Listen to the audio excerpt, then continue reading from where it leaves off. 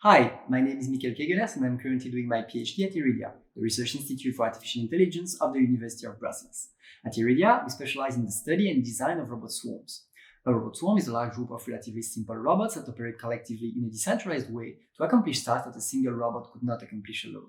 Since a few years, we are interested in using ROS to extend the possible tasks that robot swarms can perform.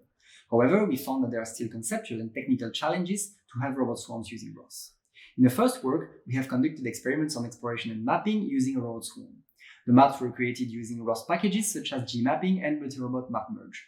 Although the process was not completely decentralized, this was a first insight of how robot swarms can benefit from ROS.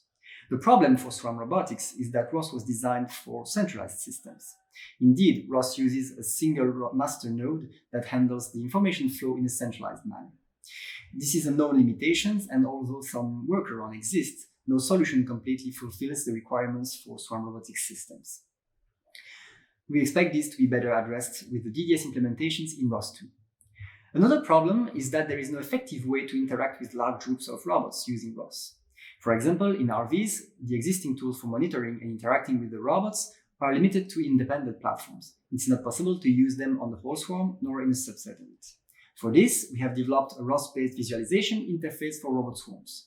We use the Unity game engine, and we have made it compatible with swarm-dedicated platform like the ePuck and swarm-dedicated simulator like Argot 3.